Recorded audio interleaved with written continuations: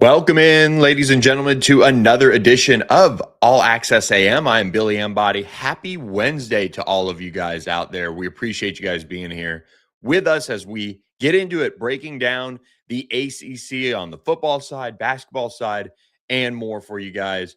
Happy you guys are here with us as we're another sleep closer to the national championship game as Miami continues preparations for Indiana. We've got a lot to talk about on that front as Mario Cristobal issued some injury updates ahead of the game. And we have just some thoughts additionally on the game that we were continuing to preview and drop as we get closer and closer to this one before Monday night begins. We'll have a preview show for you guys on Monday as well.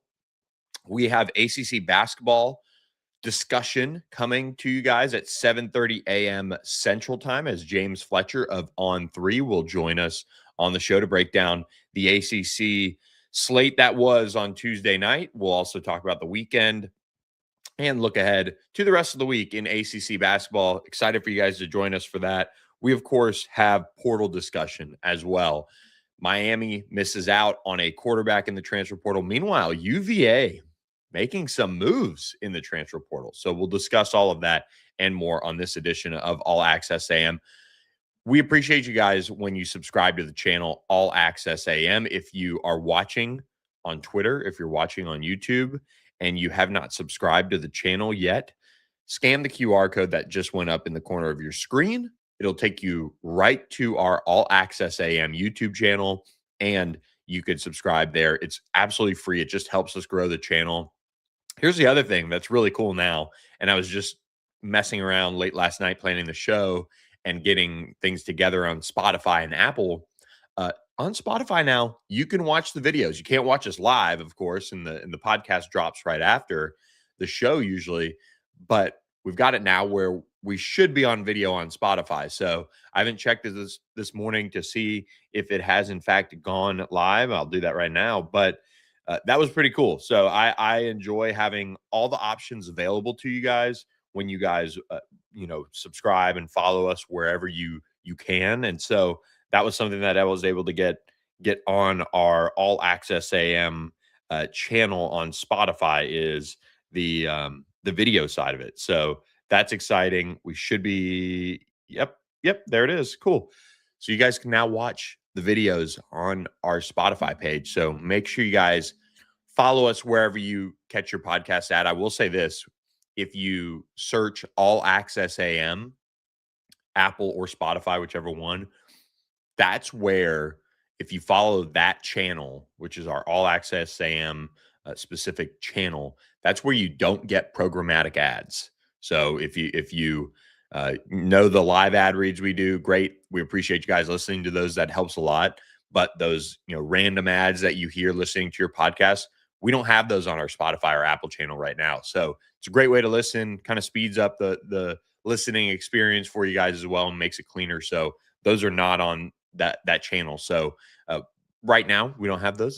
That's a good thing for you guys for the user experience. So all the more reason to follow us on Spotify or Apple for you guys. So I wanted to get some house cleaning out of the way this morning before we really get into the show as well and start breaking things down. So we appreciate all of you guys who join us here every single Monday, Wednesday, Thursday, 7 to 8 a.m. Central Time as we are live on our YouTube channel. And before we get going into the show, our Wednesday show is, of course, presented by our friends at OPW Solutions. OPW Solutions is a full-service commercial services company based right here where I'm based out of in North Texas. You also have their ability to service our friends and viewers in Oklahoma and Arkansas as well. OPW Solutions has been at this for years, creating an experience that gives you best-in-class service with also that integrity, reliability, and care that you'd expect, and that makes you feel better about your business. So whether it is your commercial landscaping, snow and ice control, it is getting to be that time of year where that you have to have covered, and they do it safely as well. So while they're on your property, you could certainly feel good about what they're going to be doing and knowing that they're not, going to have accidents and be careless and things like that. That's something that they, promise you with that OPW way that they do things. So make sure you check them out. Again, OPW Solutions, great way for you guys to get all your commercial services needs fulfilled. That's 214-444-2305, or email them info@opwsolutions.com. I would also follow them on their social channels as well, because they drop some great things about what they're doing in the space, how they're continuously improving their equipment and systems and facilities to better serve you. So reach out to OPW Solutions today.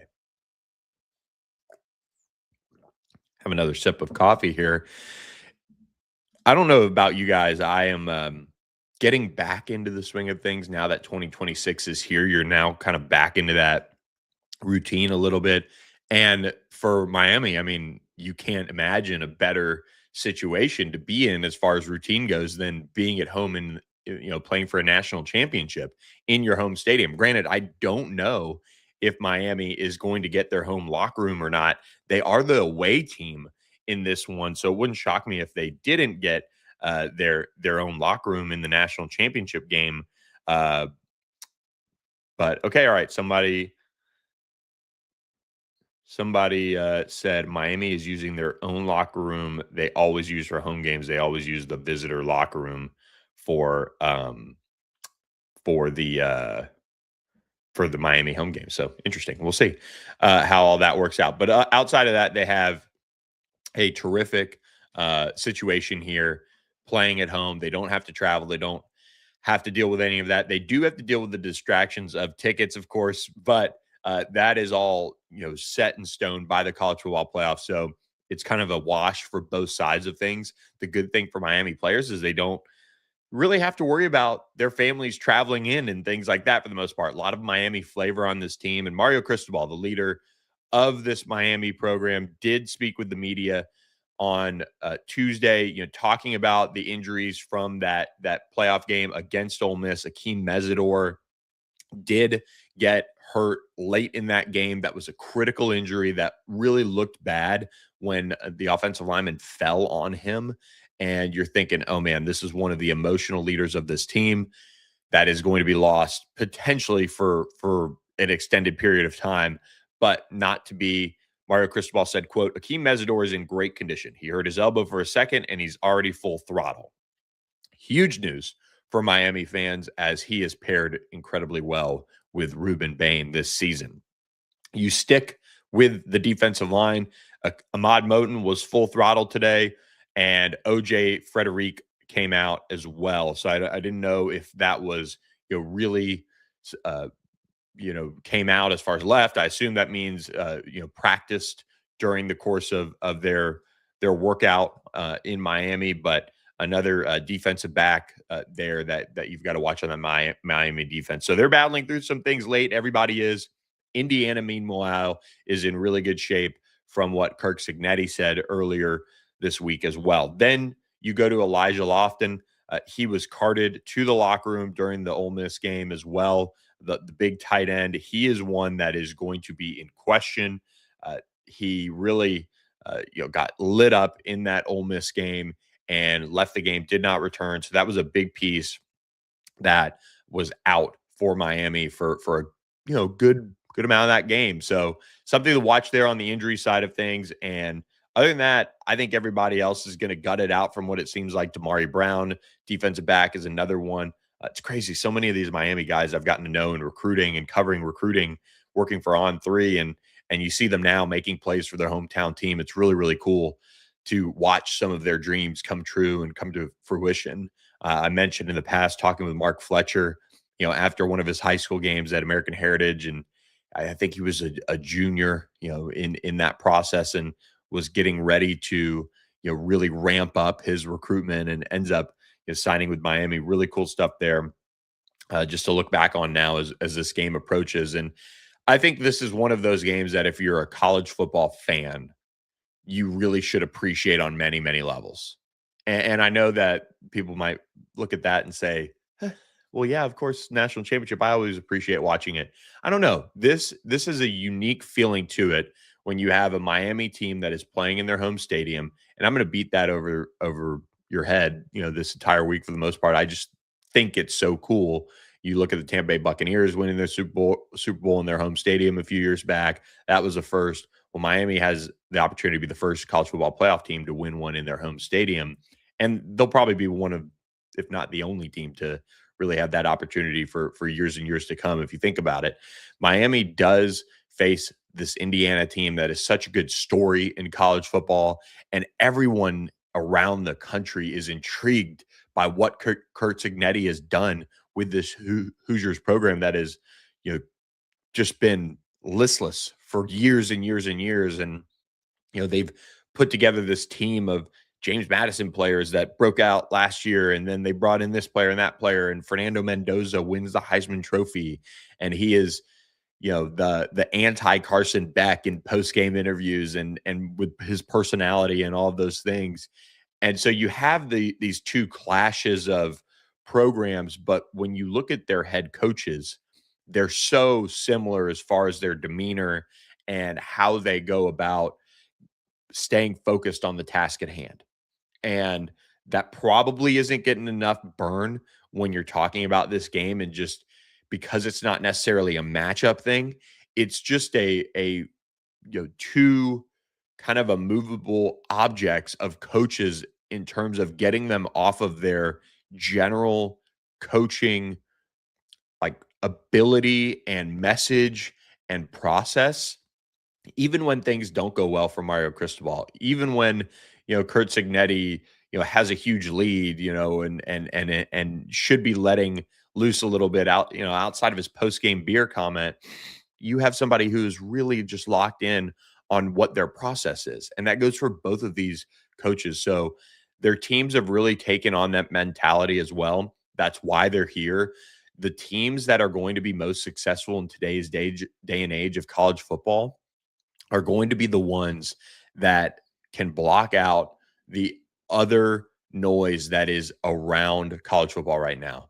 The NIL deals that they have to, do and make good on, the family dynamics, the agent dynamics, and focusing in on having a team that is so talented that they can win a national championship. But are you willing to do every single little thing over the course of the season to ensure, first and foremost, that you have an opportunity to be in this situation, but then go into the playoff and lock in at such a level that you leave no doubt that you can win that national championship? And here these two teams are, with that level of doubt now being eliminated. You go into this game, and despite Indiana being a touchdown-ish favorite going in, you have two teams that are playing at such a high level that most everyone around the country, I think, is picking Indiana for this game. I would think. I haven't really taken in too many of the national pundits' thoughts on this game, but that's because of Fernando Mendoza. That's because of that, personality of this Indiana team that has emerged at such a level that everybody has seen it and they're gravitating towards it. And when you think about Miami, though, and how they've locked in, it's at a similar level to what Indiana has done. It really is. It's relative, I think, to the opponents and the teams that they faced. But Miami doing what they did against Texas A&M and the way they did it, doing what they did against Ohio State and the way they did it, doing what they did to an Ole Miss team for much of the game until that fourth quarter got wild, and then they still were able to get it done. I just think it doesn't get enough credit in a sense because of what Indiana has done as far as dominating an Oregon team that they already faced and beat up on the road, I will say. And this is from someone that picked Oregon, and I should have given more credit to what Indiana had going on. And then they dominated an Alabama team that really, when you look back on the College Football Playoff Committee decision, shouldn't have been in. Yeah, they did lose that SEC championship game. That was kind of, some people thought maybe, hey, that kind of confirms what we think about Alabama. Good team, just not good enough to be in. Notre Dame, Miami, they should be in. But the committee didn't want to set that precedent of moving them a conference championship game appearance out of the college football playoff. So they just set the precedent that they're going to move somebody else out who just didn't play, who was already ranked above both those teams. So really just weird situation from that college football playoff committee. But I think Indiana just gets talked about so much that we're not appreciating how much these two teams have done in a positive manner to get to this place and to leave no doubt that these two teams, whichever one wins it, you feel good that I think that we've got the national champion that the people deserve, so to speak.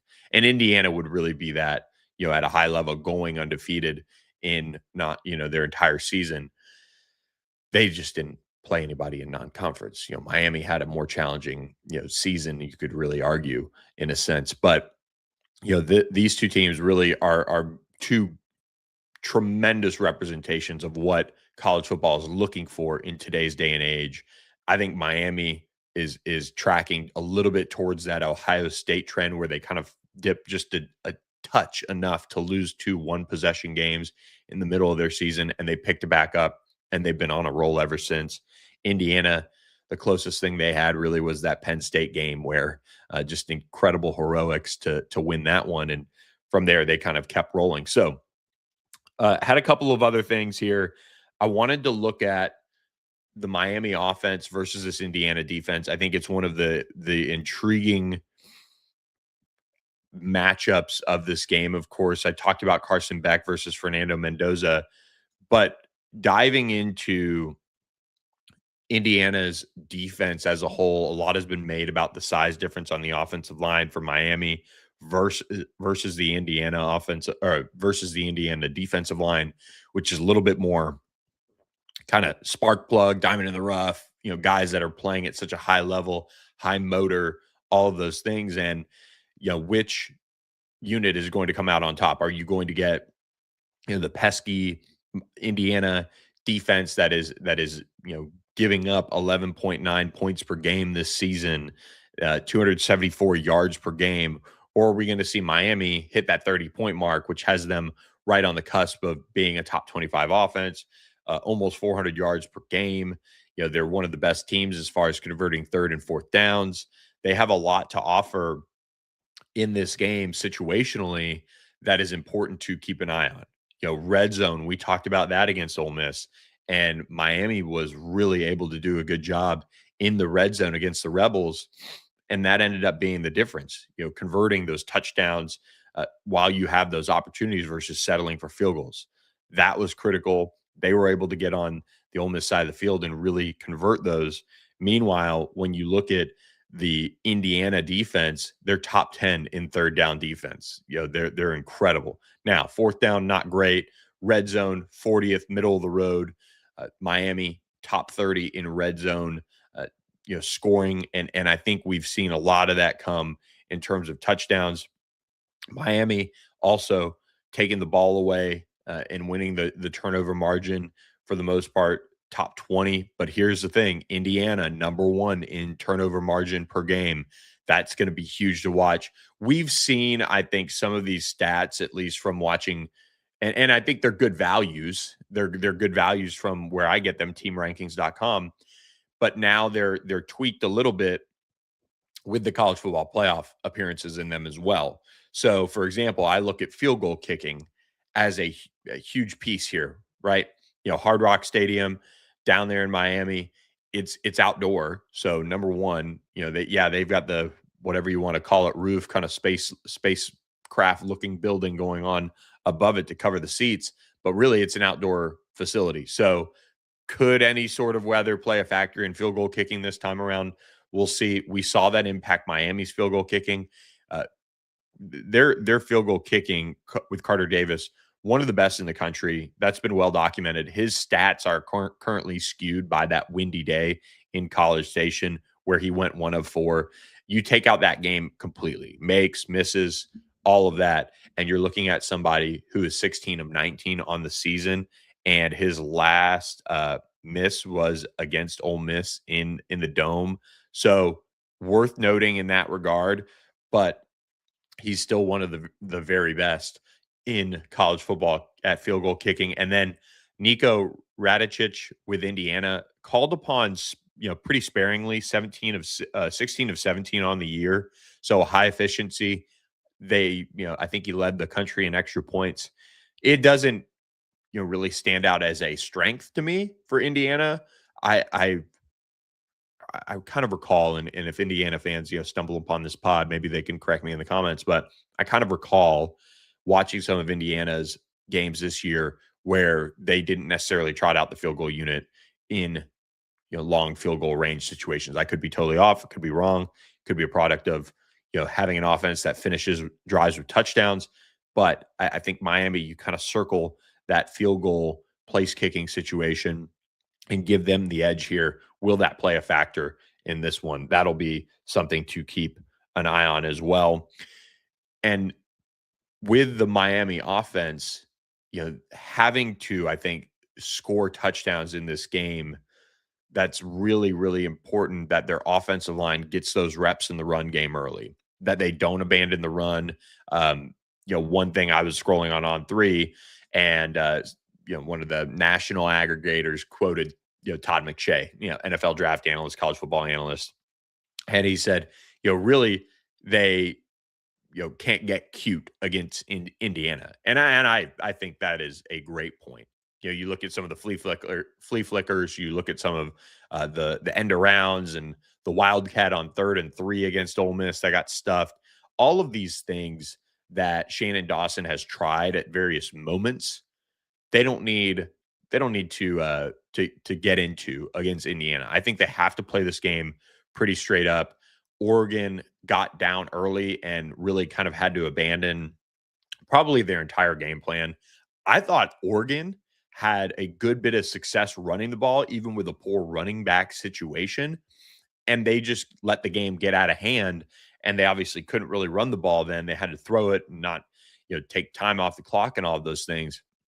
But that's something, especially I thought, Miami's going to line up under center at times. They're going to look a little bit more pro style than Oregon does for the most part.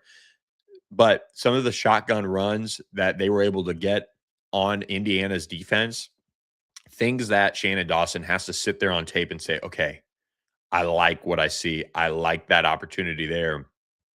And if somehow they get Elijah Lofton into this game too, that would give them another versatile tight end blocking, in that run game that can help them in that regard.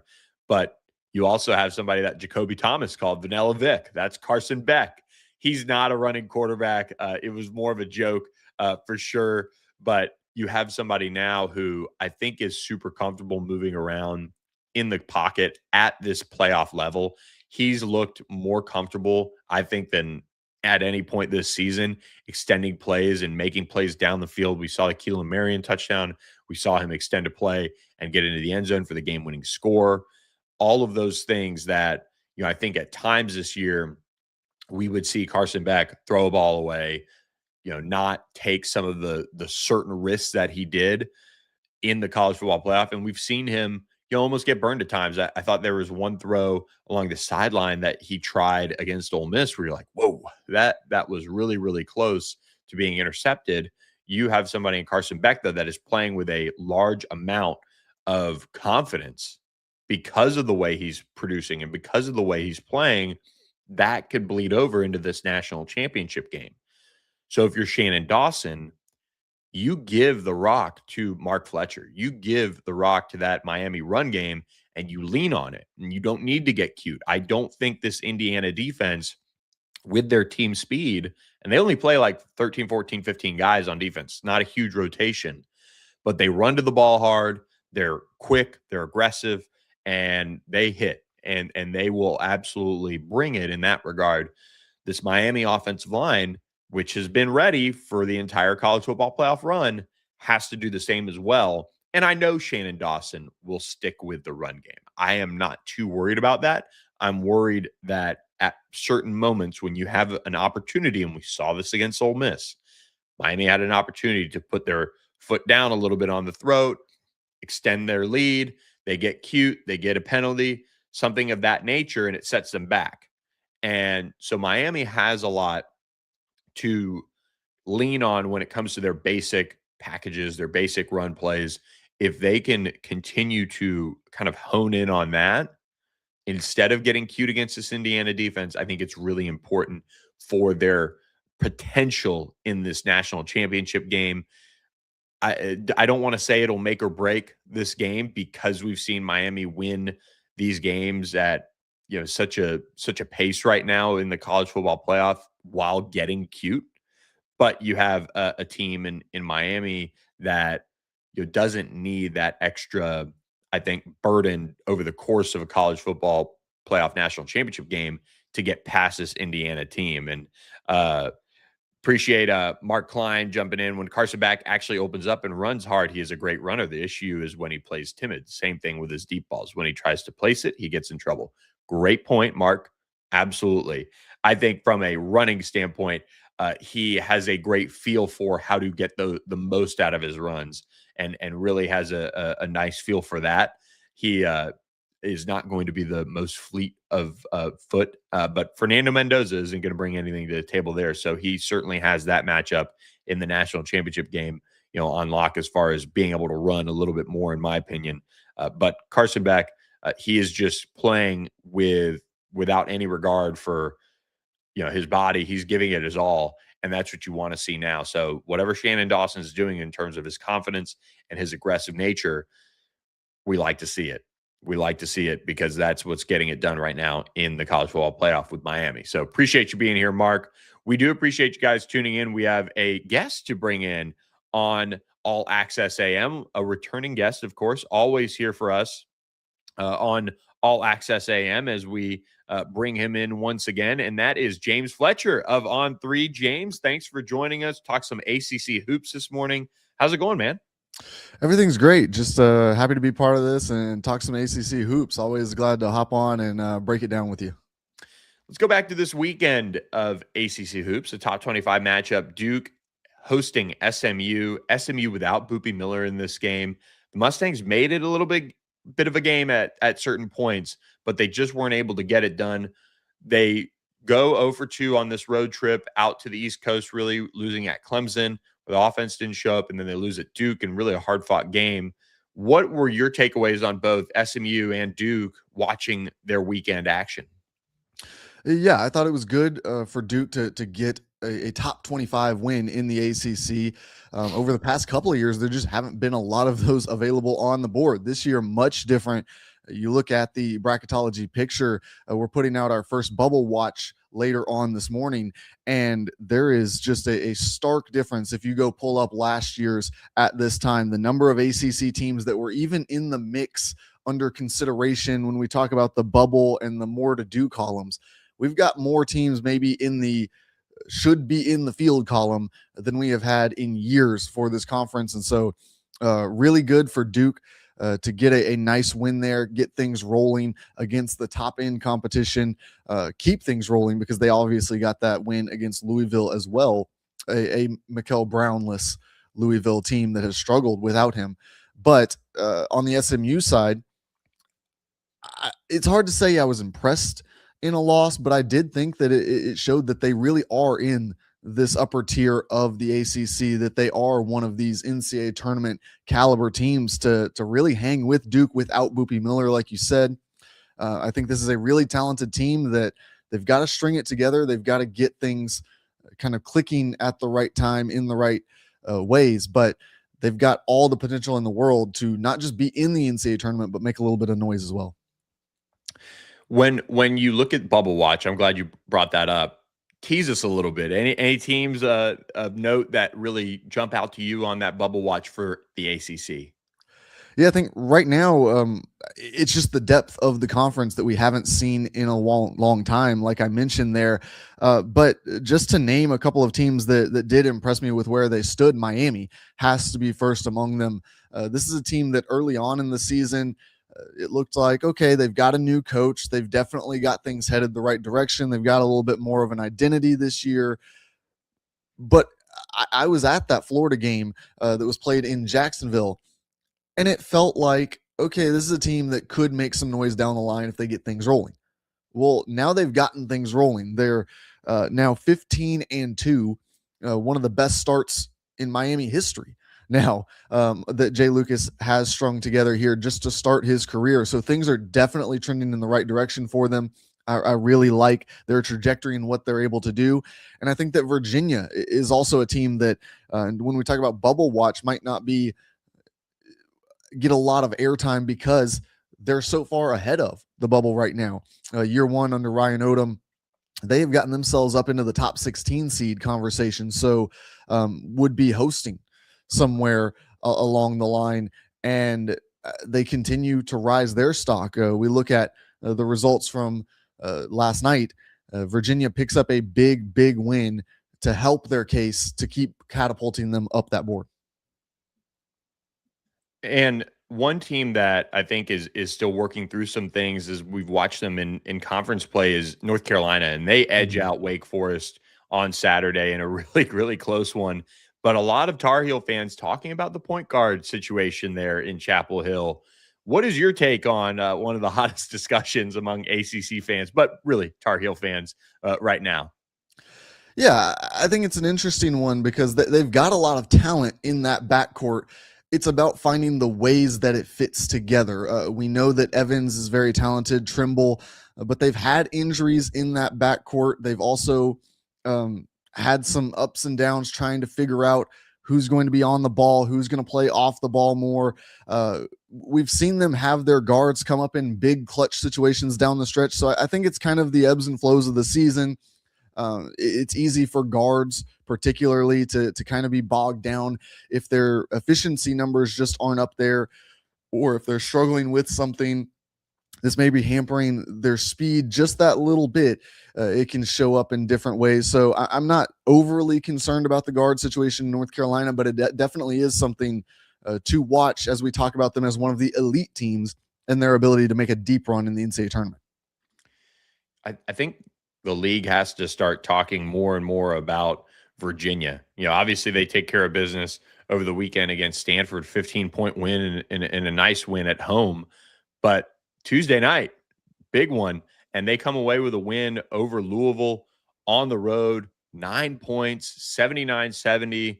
This Virginia team, after last year not necessarily being probably what they all wanted or had in mind with the changes, they're off to a 15-2 start. They're 4-1 in ACC play. What is standing out to you about this team and how they've put it all together? I think it's just the efficiency. You look at all the metrics, the analytic data, and it all tells you that they have things clicking at a high level. And it's not with a bunch of 5 stars. Look, they went out and they got an interesting mix of guys. You got a Jakari White, who's become a fan favorite there, a Sam Lewis, guys who weren't big household names, but had produced and starred in their role at different levels of college basketball at different stops along the way.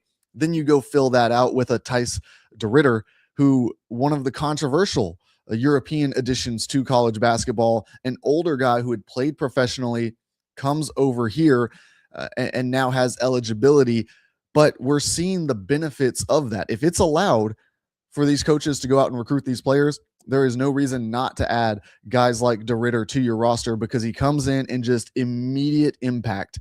He's been one of their best scorers. He provides a steadiness out there on the court. You know exactly what you're getting from him night in and night out.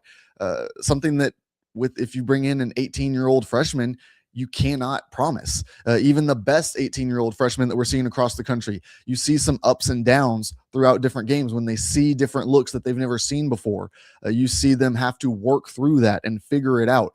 You can't really throw many things at DeRitter that he hasn't seen before, and so that's been big for them. And then Johan Grunlow, a different type of international prospect, somebody who was an NBA prospect in the last draft class, who received a lot of interest from NBA teams. He's got great defensive skills. He's shown them in his youth stages of basketball, and now bringing that to the college game, we're seeing him kind of take things to another level and be able to impact in a real way the college game, which of course doesn't have a defensive 3 seconds rule, allowing him to be even more of a menace in the paint. Malik Thomas had 19 points for UVA, looking like somebody that is really, I think, coming into his own as well at the guard spot, a veteran player. What have you seen from him in a night that, again, we'll talk about Louisville in a second, without Michael Brown, but still a huge performance from him and somebody that, with UVA is playing some really good ball as well. Yeah, Malik is another perfect example of what I was just talking about. A guy who's bounced around in the college game, a veteran guy, end of his college career. He starred in a it's always hard, the mid-major situation in the West Coast Conference, but he played up against the Gonzagas, the St. Mary's on a consistent basis. He's seen high level of competition, and we know that he's produced in those games. And so I think he was a really safe bet for a team in the transfer portal that was going to land him. Just again, because of the age, the maturity, the amount of things he's seen in the game before, his understanding of getting to his spots, and the consistency in which he has put up results in the past few years. I thought that he was a home run addition from the start when Virginia landed him in the offseason. And he's really proven that and become a steady force, help them in that scoring department. And that's really the thing that I love about this Virginia team is that they do star in their role. Jakari White's not going out there trying to score 30 points every game. Tice DeRitter is not trying to run the offense every game. Johan Grunlow is not demanding a bunch of paint touches every game. Everybody understands I am on this roster to do fill in the blank, whatever my best skill set is. For Malik Thomas, that is scoring the ball and providing that backcourt punch that you need to kind of give a Tice DeRitter at the forward spot, to give your bigs a little bit more time to catch their breath at times. He can then go take over a game and have the ball in his hand. When you look at Louisville, how is the committee going to view Louisville without Michael Brown in this stretch that they've been without him? And, Isaac McNeely led all scorers with 23 points, but it's just not enough from the Cards at home on this Tuesday night. Yeah, I think it's going to be a really interesting conversation because we know that the committee can take into account if your star player was injured. And they flashed a graphic on the broadcast last night. This is a team that is a one-loss team with Mikel Brown in the lineup. Now, that, of course, was during the non-conference schedule. So that's another thing to take into account. What was the strength of those wins? Did they just run up a bunch of wins with him against low-level competition? Or is this a situation where without Mikel Brown, this just isn't the same team? And so we're going to have to look at his health down the road and then determine what we do with Louisville. I don't think that they're in real danger either way, but it will impact the seed line. And as we know, that can have a big impact on who you face and your odds of moving on to the next round in the NCAA tournament. So going to be something that's definitely worth watching. Another thing worth watching is Mikel Brown's stats in games against big competition, because early on in the non-conference schedule, as a freshman, as one of the younger guys in this class, he had some struggles at times against the best teams and was dominating against the lower level competition. So another little wrinkle there as we look at his impact and how it's going to impact what the committee thinks. When we look at Miami, 4-0 in ACC play now, 15-2 on the season. They did beat Notre Dame. I'm not here to, pound the table over that one. 81-69 win over the Irish. And Notre Dame is dealing with its own struggles on and off the court, it seems like at this point. But with Miami, Trey Donaldson leading the way for them as well. 23 points in that game. Miami was able to hold Notre Dame to just 2 scores in double figures. It seems like Jai Lucas is really, I don't know if we're there yet as far as making them a huge storyline, but got to be inching closer with at least the start to ACC play, at 4-0 now. And they might get to 6, 7, 8-0 before they drop one. That Stanford one is kind of one that stands out to me down the stretch. Yeah, it's going to be really interesting to see. They're on a 10-game win streak now. This is one of the hottest teams in college basketball. I think they're going to start getting some love from AP voters. I think that they're going to more and more climb into the conversation as we talk about the ACC. And like you said, they've got some opportunities to string together even more here in the conference schedule. So this is a team really impressive under Jay Lucas in year one. Like I said, I saw them early in the season and thought, good collection of talent. He's definitely raised the bar, definitely got this thing headed in the right direction, but we'll see what it turns out to be in terms of this season's success. Would it be a bubble year where you kind of go through and At the end of it, you say either, look, we got into the field, or all right, we just missed it, but it's year one. Well, they're shooting well above that right now. They're on a pace to be in the conversation for much higher seeding than I previously thought that they would be in the mix for. And you just keep stringing together wins, and you'll get yourself into a big conversation across college basketball very quickly, especially in this strengthened ACC conference. Wednesday night, kind of a little ho-hummy, I would say. We've got Pittsburgh at Georgia Tech, 6 p.m. on ACC Network. North Carolina at Stanford, 8 p.m. on ACC Network. Virginia Tech at SMU, 8 p.m. on ESPNU.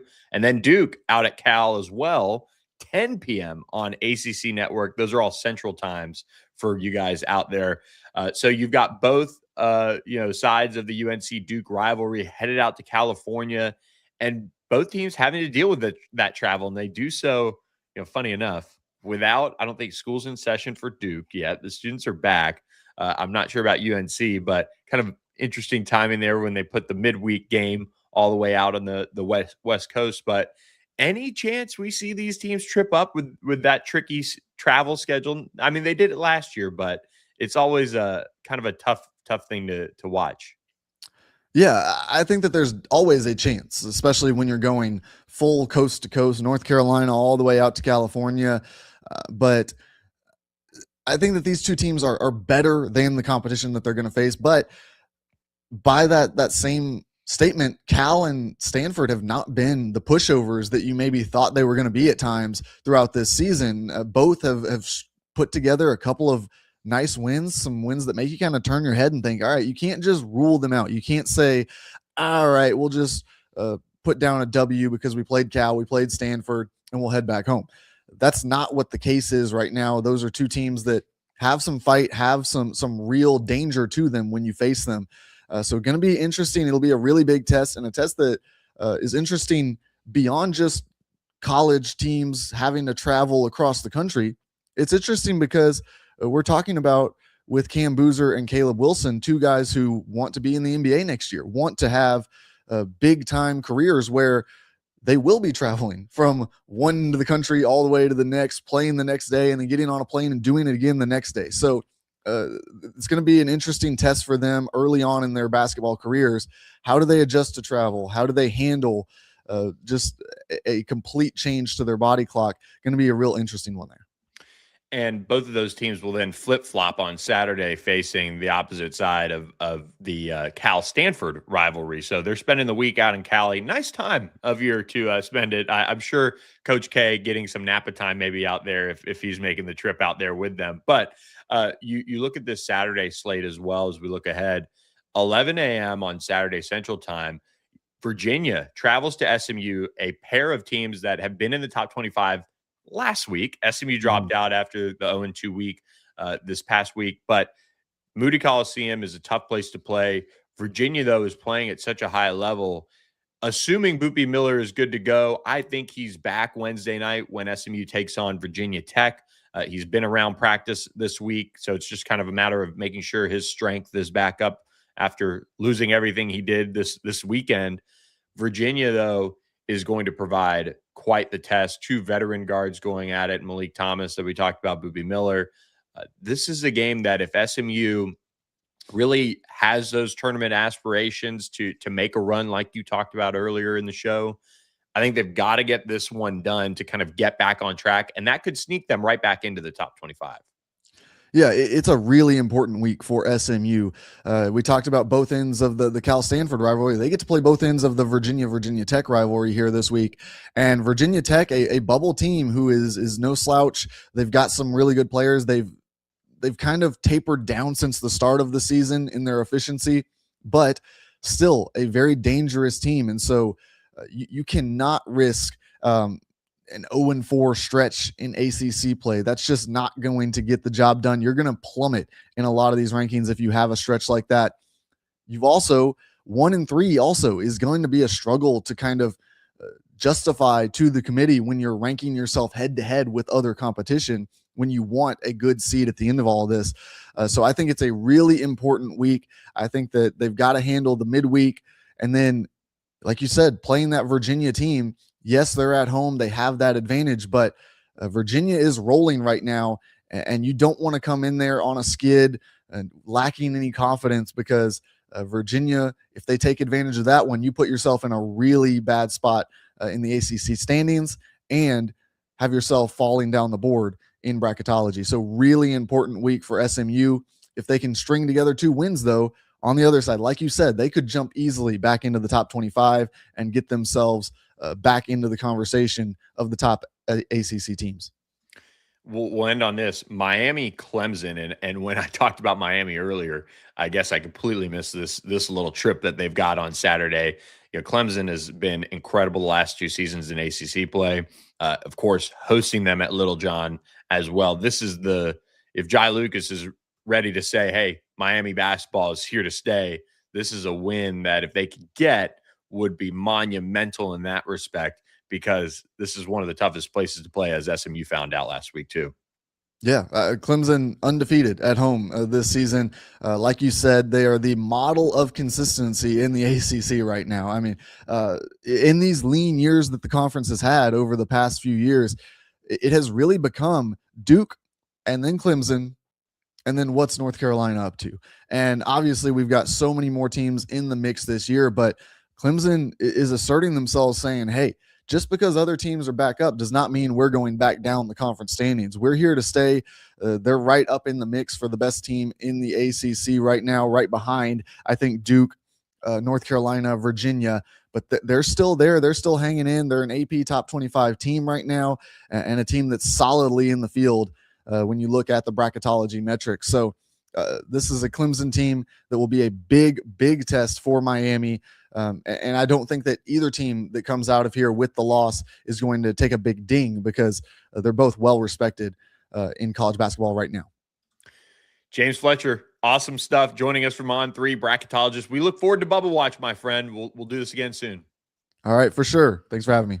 All right, there he goes, James Fletcher, on this Wednesday morning. Appreciate all of you guys for being here with us, and appreciate our friends at the La La Land Foundation as well, supporting what we do here at All Access AM. And if you haven't ever been to a La La Land Kind Cafe, I encourage you to make it a New Year's resolution to find one. Find one close to you and support what they do from a kindness standpoint. And you can buy a cup of coffee, you could buy a pastry, you could buy their matcha, whatever you want in that regard. But the La La Land Foundation is where your new year should really start. And for those of you in the corporate space who can enact change within your company to get involved with a foundation and find a new charitable focus for your company this year, I encourage you to look at the La La Land Foundation. Go to lalalandfoundation.com to find out how you can get involved. There's events, there's monetary donations, there's in-kind donations, there's scholarships, there's mentorships, all different ways to help the evolving needs of communities that the La La Land Foundation serves as they help youth transition into adulthood from the foster care system in particular. That is what they're all about, is helping make the future of this country and everywhere better through serving those who need a little bit of help transitioning into adulthood. And that can just be, basic business sense. That can be, preparing them for work dinners or work environments that they'll face and they'll experience as they get into the workplace. And they do it in a multitude of ways. So I encourage you to partner with one of our partners, the La La Land Foundation, today. It's all about kindness and supporting those who just need a little bit of a help up into their next phase of life. So as we close out the show here, gonna kind of scatter shoot here, but on my rundown, which you grab a couple of those ACC accomplished greatness notepads from media days, and that is what I work on throughout the year. The ACC at the quarterback position has always been a fun one to watch, and we've talked about that on the podcast throughout. What Virginia is doing in the transfer portal looks like a little bit of chestnut checkers in how they've approached it, as they've been able to add 2 well-known quarterbacks to their roster, and now they have their starter for the 2026 season, bringing in Missouri transfer quarterback and former Penn State quarterback Bo Pribula. One of the best quarterbacks that was available in the transfer portal is going to be a who, and he is going to replace Chandler Morris. He moves into the starting role for UVA in all likelihood after completing 182 of 270 passes this season for 1,941 yards, 11 touchdowns, 9 picks. He also ran for 297 yards and 6 touchdowns. So going to bring that running threat to Tony Elliott's offense. And he did miss multiple games to an ankle injury. And so he really kind of struggled in the SEC in part because of that. 3 touchdowns, 7 picks in SEC play. You get him into this ACC, this Virginia offense. I think he's going to, if you're looking for an early hot take here, I think he's going to be an upgrade over Chandler Morris. Now, where can he get to as far as the intangibles go? Can he bring that? Can he deliver those moments that Chandler Morris did? That's going to be the question. But I think statistically, we're going to see Bo Pribula be an upgrade in that regard for this Tony Elliott offense. I really like him. He came from Penn State, where he left during that college football playoff run. He'll obviously face his former coach in James Franklin here this season as well. So going to be fascinating to see how that one plays out. But Virginia wasn't done. They went out and added former Pitt quarterback and former Alabama quarterback Eli Holstein, who got replaced as the starter at Pitt really the last 2 seasons. And true freshman Mason Heinchel eventually took over. But Eli Holstein, threw for 1,081 yards on 125 pass attempts, completing 77 of those this season, 12 touchdowns, but 6 picks were the problem. And he threw half of those in losses to West Virginia and Louisville. And then, of course, Mason Heinchel took over.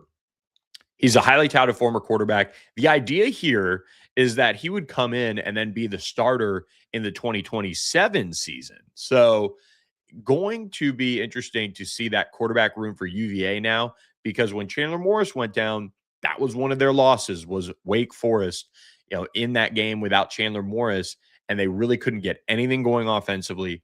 This year, that shouldn't be the case when you look at Eli Holstein being the backup to Bo Pribula if Bo Pribula does get hurt. So really nice moves there by Tony Elliott in the transfer portal to address the quarterback position. Miami, though, misses out on Sam Leavitt, the Arizona State quarterback transfer that, of course, is a major, major piece to the transfer portal quarterback search. And Miami is now continuing down its hunt for transfer portal quarterbacks. Where do they go? Where do they go for their next quarterback after Carson Beck? There are a few names that jump off the page right away. Hassan Longstreet, USC quarterback, was a 5-star prospect in the 2025 cycle. He only made 4 appearances for the Trojans this season. Did some good things, is a highly thought of quarterback in the transfer portal. And then, of course, Ethan Grunkmeyer is another big name from Penn State who flashed some good things against Clemson in their bowl game. And of course, once Drew Aller went down, he threw for 1,339 yards and 8 touchdowns to 4 picks. Virginia Tech, of course, keeping a close eye on Ethan Grunkmeyer, and he's expected to be the quarterback there. But can Miami change that? Can they make a move? That is something that we're going to be watching really closely there, because we're seeing the quarterback position in the transfer portal be incredibly competitive. We're seeing some flips. We saw that with Kenny Minchie flipping from Nebraska to Kentucky. There are still quarterbacks out there that haven't completely signed yet. And there are also still 2 more days for the transfer portal to continue on here and have guys enter. Could be fascinating to watch that situation play out if they can. Let's be honest here. Teams are doing it around the country. Who can tamper the best? That is going to be the question. Who can get you somebody into the portal that then becomes your starting quarterback? That is going to be something to keep an eye on. Oregon quarterback Austin Novosad, just entered the portal as well. He was a former, really highly touted quarterback, and Miami is making some moves in the transfer portal now. We talked about them getting a couple of commitments, as of late, but they still need that quarterback now once Carson Beck leaves. And the big one that I would say you could kind of circle in a sense is what just happened last night with Elijah Brown, the former four-star and Stanford quarterback, entering the transfer portal Tuesday night. And that one, came about, and he was somebody that, had a lot of promise at Stanford, but is now leaving the program. A really intriguing kind of dual threat quarterback. I think you keep an eye on him. Former modern day quarterback, has played a lot of ball over the last 2 seasons for Stanford, but didn't end up getting really the starting role too much this season, but was able to lead Stanford to that win over Cal, and has had a good bit of experience. At this point, when you look at who's available in the transfer portal, Miami is going to have to get somebody major into the portal to address their quarterback need. Who is that going to be? If not, what do we see in the portal right now? We've talked a lot about, the guys and the options that Miami could have in that respect. And it's going to be fascinating to watch because you see what they did last year with Carson Beck. Now, here's a big story that came out on Tuesday. Chris Lowe of On3 reporting that Ty Simpson obviously got a ton of NIL offers, big numbers to turn down the NFL and stay in college. Well, Miami was one of them. Here's the quote from Ty Simpson. And this is, as he mentioned, Ole Miss mentioning $4 million, Tennessee mentioning as far as $5 million. But man, Miami ran up the number to $6.5 million. Incredible. But he talked with his father, Jason, who's the head coach at UT Martin, and he said, quote, "I felt really good with my decision to go pro, but that amount of money to play college football again for what amounts to about 8 months makes you stop and think. I remember my parents telling me that $6 million was more than they had made the whole time they had been married, but the thing they wanted most for me was to be happy." So he ends up going pro. He said that, he would have ruined everything that he did at Alabama if he had, continued to play college football and did it elsewhere after, making his decision to go pro. So Miami looking to spend big on the quarterback position. Of course, we know that, and it's going to be fascinating to see what they bring in. Or is it going to be a position that they're going to have to assemble such an incredible amount of talent around that they're going to have a true game manager style? And Carson Beck is that to an extent, but a true game manager style that they're going to have to work around all next season could be one of Shannon Dawson's most daunting coaching challenges that he's faced since being at Miami. Very, very big domino to watch is what Miami does at quarterback in 2026. Couple more transfer news. Duke transfer cornerback Mekhi Jones committed to Florida State on Tuesday. He played for Duke last season, played in all 14 games, 35 tackles, a sack, forced fumble recovery, and a pass breakup. Has 3 years remaining. So a really high upside pickup here for the Seminoles. You got to like what they did there, bringing in an instant impact transfer defensive back after losing Earl Little Jr. to Ohio State, and just kind of, again, shoring up that position as a whole for the Seminoles. Miami did pick up a transfer defensive lineman from Ohio State. Jarquez Carter committed to the Hurricanes. He was an early enrollee for the Buckeyes in the 2025 class. He now leaves and heads to Miami after just one season. This seems like a Dante Simpson for Jarquez Carter trade in a sense. Dante Simpson ends up committing to Missouri, but you replace what you lost with Dante Simpson, somebody who was on campus for 1 year, redshirted. Now Jarquez Carter can come into Miami and play right away after redshirting this season for Ohio State. You did have a couple of other notable names that popped up for Miami as well. Missouri transfer edge Damon Wilson is back in the transfer portal. Former Georgia defender as well, and somebody who is highly thought of. Alabama, Miami, Texas Tech pushing for him there. And he did visit LSU this past weekend. The dead period runs until Thursday. Guys will arrive Wednesday night for visits, and then they will get going on those visits on their Thursday. So a lot to get to in that regard. Yes, I agree, Pierce. Gross money for college. The system's broken. We'll talk about one other piece here, and then I'll get you guys out of here to all of this. But man, when you look at uh, let's rapid fire here. A couple more transfers I want to talk about. North Carolina transfer defensive back Ty White is flipping sides of this rivalry, heading over to NC State. Played in 12 games at Chapel Hill, but just made 5 tackles. So a depth piece here for NC State from the Tar Heels comes in. And Miami is also not done. They are involved in Colorado offensive lineman Jordan Seaton, who is believed to be instant impact signee. This is my gut because who knows what obviously Miami has up their sleeve.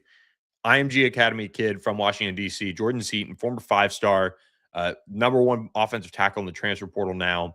With Francis Maui Noah leaving, you do have Jackson Cantwell coming in as a 5-star. Will that impact Miami's ability to bring him in and bring him into the program, as they do have Markel Brown, of course, as well on that Miami offensive line, who is, just one of the best offensive tackles in the country. Will they, have to, make a decision there on him? He's just unbelievable in what he does. He's going to have a really interesting matchup there with that, Indiana defensive line. But Miami's always going to invest in their offensive line. He is, still a young player in that system. So how much wiggle room does Miami have to add a Jordan Seaton? That would be my question, moving into that. So coaches did vote to extend the redshirt rule to 9 games. And for those of you who are wondering, like, what a weird number, basically it accounts for most of the season. It accounts for the conference slate. And then you can, kind of pick and choose your games as a whole. If you have a couple cupcakes, you could sit guys out. If you have a game that you should win, you could sit a guy out. The goal here is to get 5 for 5 pushed through in terms of guys having 5 years to play no matter what. And that eliminates coaches being held hostage by agents, by players who want to leave the program and go somewhere else and play. We, of course, know that the 4-game blanket redshirt rule was great when it was thought of, kind of pre-NIL-ish. And the idea that, okay, all right, instead of just like worrying about what 4 games or this or that with injuries, and it was kind of confusing in a sense, now it's just 4 games. Well, usually after September, we see guys drop off redshirt if they don't like their role and then go and transfer. If you could just play in 9 games, that means you're going to play throughout the season no matter what. You're expected to play. The postseason doesn't count. And that kind of helps push through 5 for 5. And that kind of takes one more thing off the coach's plate as far as knowing that, hey, these guys are going to keep their red shirt, but they're going to play in 9 games. If I don't have them for 3, whatever, I'm good, but I can get these guys for 5 years still. So it's kind of a win-win move for the coaches. So hopefully this gets pushed through. This would eliminate a lot of the talking points around, oh, well, former highly touted, defensive back signee in the 2025 class is redshirting this season, will be unavailable the rest of the way. Coaches are hoping that gets pushed through. Couple other news here. SMU also did pick up 3 transfer portal commitments since we last spoke. Kendrick Raphael committed to SMU, the former Cal Golden Bear, and the ACC's leader in rushes last year has signed with the Mustangs. He's expected to be an instant impact running back for them. Almost 1,000 yards last season. He was a part of the team that kept SMU out of the ACC championship game. So he comes over now after 2 years at NC State and 1 year at Cal, looking to finish off his college career with a big season. He had 943 rushing yards on 4.1 yards per carry with 13 scores and 34 receptions, 245 yards, and another touchdown.